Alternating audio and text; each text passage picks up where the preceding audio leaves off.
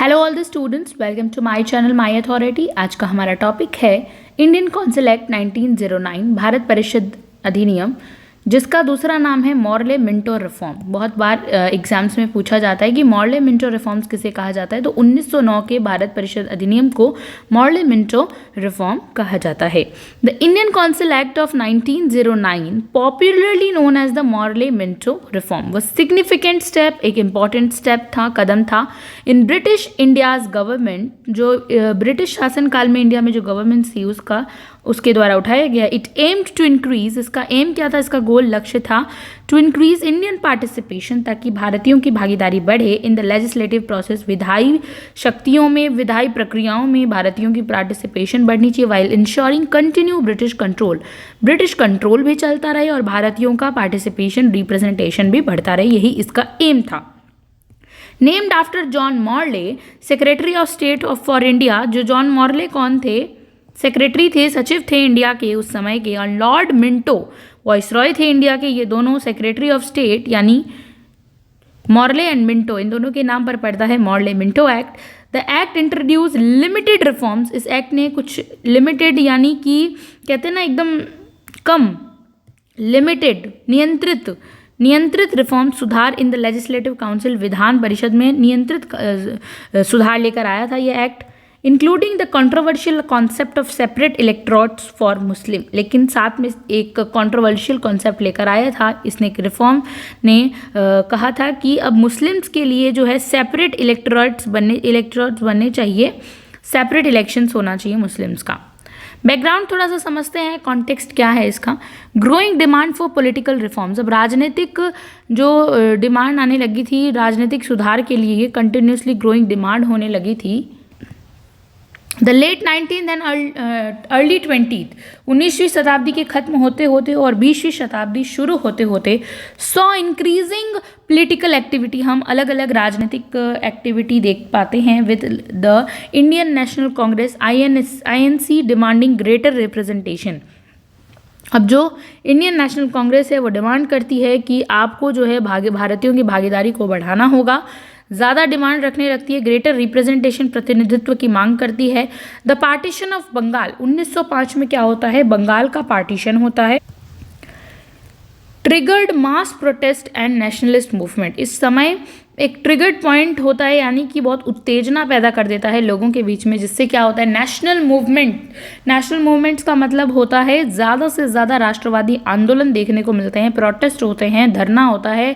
Deepening the demand for political inclusion, वो कहते हैं इंकल्जन, यानी होता है पॉलिटिकल डिमांड आती है कि अब हमें जो है ना सबको जो है एक साथ उठकर काम करना है और प्रोटेस्ट करना है, इस तरह की डिमांड आती है, राइट। मुस्लिम एलिट्स की बात करते हैं, fearing Hindu domination in future self governing India, short separate political representation. जो मुस्लिम लोगों का एक एलीट ग्रुप था, अभिजात वर्ग था, वो डर रहा था हिंदू के डोमिनेशन से कि हिंदुस्तान में तो हिंदू का डोमिनेशन होगा इन फ्यूचर, इसीलिए वो चाहते थे सेल्फ गवर्निंग इंडिया के अंदर सेपरेट उनका जो है पॉलिटिकल रिप्रेजेंटेशन हो मुस्लिम्स का। तो ये डिमांड भी उठने लगी थी कि हमारा सेपरेट पॉलिटिकल सिस्टम होना चाहिए।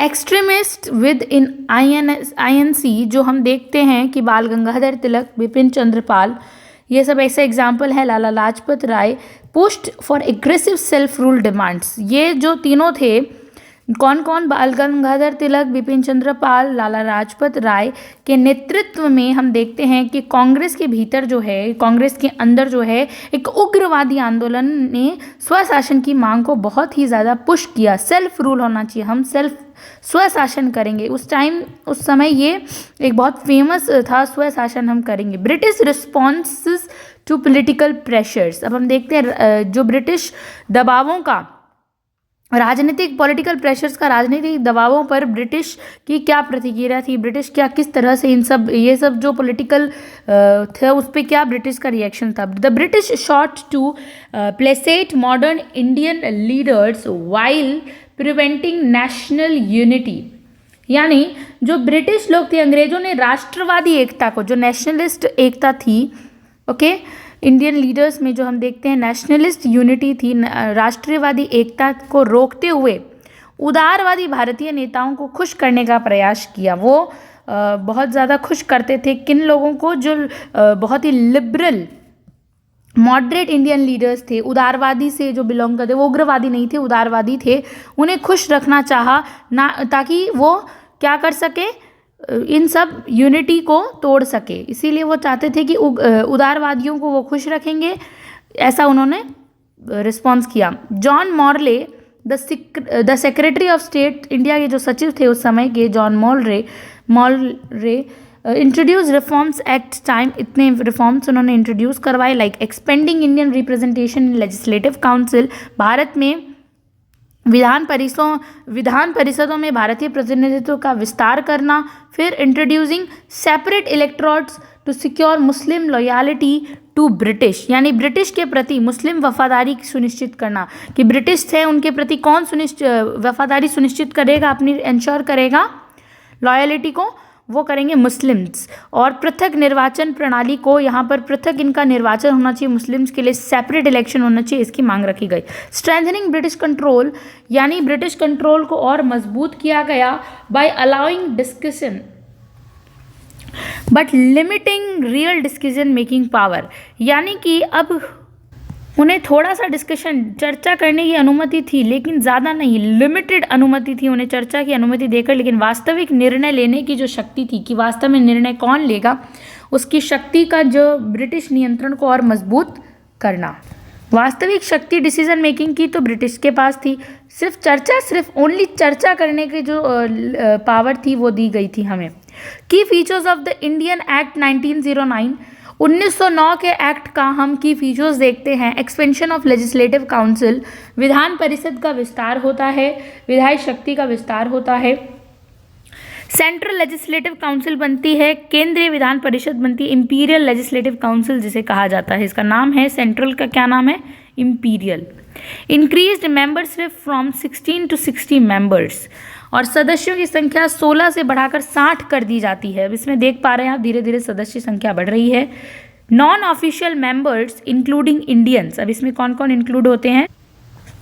नॉन ऑफिशियल यानी गैर आधिकारिक मेंबर्स लाइक इंडियंस, भारतीय, were included but remained a minority, और ये एक तरह से माइनॉरिटी के तौर पर रहते हैं।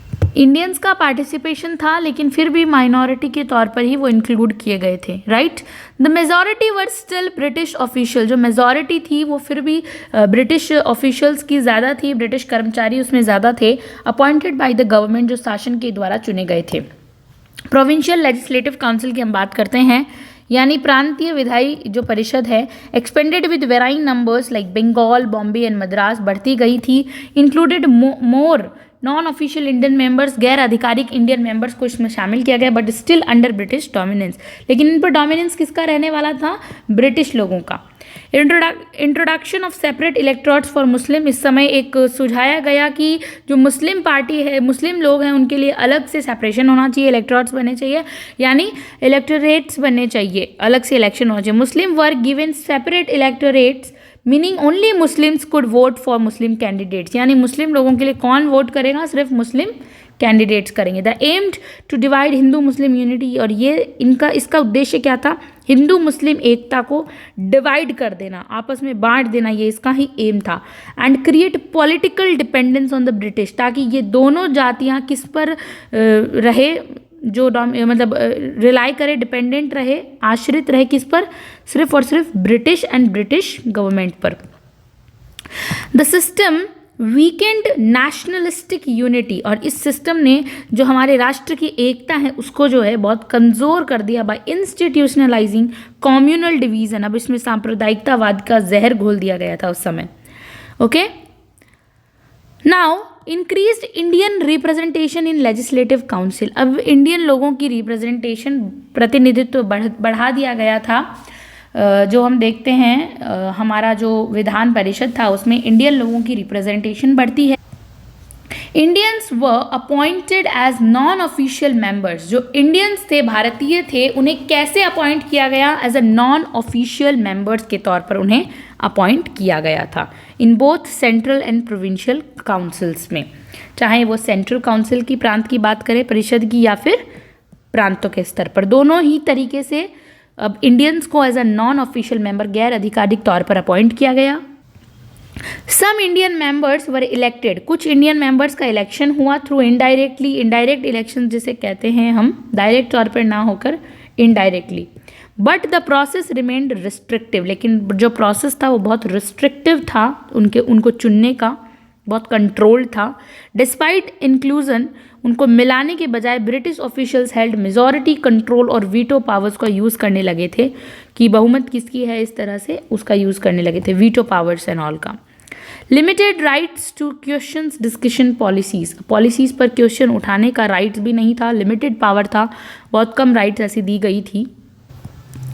Indian members were allowed to discuss budgets, अब इंडियन मेंबर्स जो थे वो किस चीज़ को अलाउड कर रहे थे, discuss budgets, suggest amendments and ask questions, कि वो क्वेश्चंस पूछ सकें, बजट को डिस्कस कर सके, सजेस्ट कर सके, अमेंडमेंट्स एंड क्वेश्चंस पूछ सके, उन्हें अब अलाउ किया गया इंडियंस मेंबर्स को, जो भारत में जो मेंबर्स थे।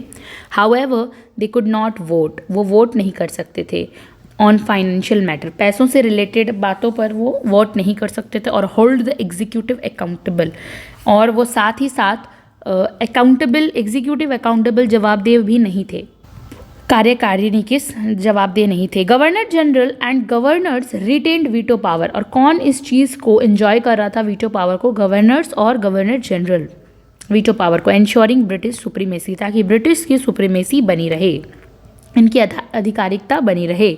स्ट्रेंथनिंग ब्रिटिश कंट्रोल की हम बात करते हैं।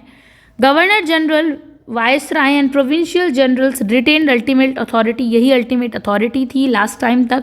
Executive decisions were still taken, जितने भी रिलेटेड टू कार्यपालिका से, कार्यकारिणी रिलेटेड जितने भी डिसीजंस थे, टेकन बाय द ब्रिटिश, सरकार कौन सी सरकार लेती थी, अंग्रेजी सरकार लेती थी, with councils serving advisory bodies, लेकिन और जितनी भी जो काउंसिल्स थी, जो परिषदें थी, वो तो बस सलाहकार बॉडी के रूप में काम करती। The act was design to prevent self rule, और ये एक्ट किस चीज़ के लिए बनाया गया था, कि प्रिवेंट कर सके, स्वशासन ना हो सके, वाइल ऑफरिंग लिमिटेड रिफॉर्म, थोड़े बहुत सुधार दे दो, लेकिन इन्हें भारतीयों को खुद अपना वो शासन ना कर सकें, ऐसा मत बनाओ कि वो अपना खुद का शासन चलाने लग जाएं, इससे बचाओ इन्हें कि वो खुद का शासन ना कर सके। Right, significance of the act, इस एक्ट की हम सिग्निफिकेंस देखते हैं, importance. First time Indians were elected as legislative council through limited, हालांकि कंट्रोल्ड में था, it mark the first Indian could contest elections mostly through indirect voting. अब voting होने लगी थी, पहले हमने देखा कि कोई अधिकार नहीं था, फिर नॉमिनेशन हुआ, फिर अब डायरेक्ट नहीं इनडायरेक्ट वोटिंग होने लगी थी। Prominent leaders like Gopal Krishna Gokhale, very important, कौन थे Gopal Krishna Gokhale, entered the central legislative council, Gopal Krishna Gokhale was the teacher of Mahatma Gandhi, entered किया था इन्होंने सेंट्रल लेजिस्लेटिव काउंसिल के अंदर, जो सत्ता थी केंद्र में, विधान परिषद, इसमें एंटर किया था। स्ट्रेंथन मुस्लिम पॉलिटिकल आइडेंटिटी, अब इस समय मुस्लिम पॉलिटिकल यानी मुसलमान लोगों को उनकी राजनीतिक आइडेंटिटी को और मजबूत किया गया। The introduction of separate electorates की बात की गई फॉर मुस्लिम्स के लिए, let the foundation of communal politics, सांप्रदायिकतावादी राजनीति का नींव रखी जा चुकी थी उस समय। This move was later expands in the government of India act, ये बाद में हमें देखने को मिलेगा, इन 1919 के तहत। Eventually led two nations theory की बात यहाँ से उठती है, 2 नेशंस होने चाहिए। एक्सपेंशन ऑफ लेजिस्लेटिव काउंसिल्स, अब विधान परिषदों का एक्सपेंशन होना स्टार्ट हो गया। The act allowed Indian members in governance leading to further demands for self rule, स्वशासन की डिमांड को आगे बढ़ाया गया। It indirectly contributed to the formation of home rule, यानी गृह, जो जिसका घर है वो शासन करेगा, यानी मूवमेंट की शुरुआत ही 1961 में हुई। And the later Montagu Chelmsford, जो रिफॉर्म्स आते हैं 1919 के एक्ट में, वो हम देखने को मिलते हैं। Limited but significant political reforms आए थे, although the reforms were restrictive, जितने भी रिफॉर्म्स आए थे वो बहुत संकुचित थे, रिस्ट्रिक्टिव थे। They were seen as a step toward constitutional governance, और वो जो जितने भी स्टेप थे वो कॉन्स्टिट्यूशन की ओर हमें अग्रसर कर रहे थे कि अब हमें हमारा संविधान चाहिए। ड्रॉबैक्स देखते हैं, क्रिटिसिज्म देखते हैं इस एक्ट का। Separate electorates created communal division, सांप्रदायिकतावाद का देखते हैं, यहाँ पे डिवीजन स्टार्ट हो गया था हिंदू मुस्लिम के बीच में, और ये हमारे नेशनलिस्ट चीज़ों को एक तरह से वीकेंड करता है, हमारी राष्ट्रीय एकता को तोड़ देता है। It encouraged identity based politics which later contributed in Indian. अब देखते हैं कि आइडेंटिटी बेस्ड पॉलिटिक्स आने लगी थी कि हिंदू कहाँ रहेंगे, मुस्लिम कहाँ रहेंगे। इससे क्या होता है, इंडियन 1947 में हमें पार्टीशन देखने को मिलता है, 2 नेशन की थ्योरी उठ जाती है हमारे देश के लिए। एक यहाँ पर हमारे देश के पार्टीशन का, अलगाव का यहाँ से स्टार्ट हो जाता है। No real power to Indians, Indians के लिए वास्तव में कोई पावर नहीं थी, एक इल्यूजन क्रिएट किया गया था, ठीक है। Indian members had no control over financial, क्योंकि उनको फाइनेंशियल कंट्रोल ही नहीं था, एडमिनिस्ट्रेटिव मैटर्स में भी कंट्रोल नहीं था, तो उनको वास्तव में आप एक तरह से इनडायरेक्ट वोटिंग करके भी जिता रहे हो, आप उसको कोई पावर नहीं दे रहे हो, तो फिर क्या रिप्रेजेंटेशन हो गया, right. The British executive had absolute veto power, और ब्रिटिश के पास तो एकदम वीटो पावर थी absolute, making the council ineffective, जिससे परिषदों को एकदम अप्रभावी बना दिया। कंटिन्यूड ब्रिटिश डोमिनेंस, बढ़ता जा रहा था ब्रिटिश लोगों का, like general governance, secretary of states की पावर बढ़ती जा रही थी, यही लोग डिसीजंस ले रहे थे। The reforms were design to control Indian aspirations rather than fulfil them, और ये जो रिफॉर्म्स आ रहे थे, ये जो सुधार आ रहे थे, इन्होंने डिज़ाइन किया कि हम कैसे भारतीयों को कंट्रोल करें, उनकी एस्पिरेशंस को, उनकी महत्वाकांक्षाओं को, इच्छाओं को कंट्रोल करना है, ना कि उन्हें पूरा करना है, राइट। नियंत्रण करने का एक सिद्धांत यहाँ पर हम देखने को मिलता है कि ब्रिटिश चाहते थे हम पर सिर्फ नियंत्रण करे वो। इनडायरेक्ट इलेक्शंस होने लगे थे, were restricted, most Indians no voting rights, किसी इंडियंस के पास वोटिंग राइट्स नहीं थी, ज़्यादातर इंडियंस के पास नहीं थी। As elections were indirect control by Britishers, Britishers ही उन्हें चला रहे थे। This system was not democratic, democratic नहीं था, only favoured elite Indian groups, कुछ अधिकारिक, कुछ अभिजात वर्ग इंडियन लोगों को ही ऐसा जो है ग्रुप पर दिया गया था, फेवर्ड किया गया था। कंक्लूजन देखते हैं। The Indian Council act 1909 Morley Minto act जो है, Morley Minto act was an important step, important, ये सब हमने पढ़ चुके हैं हम। Okay, thank you so much for watching this video. Next video में हम 1935 को कवर करेंगे।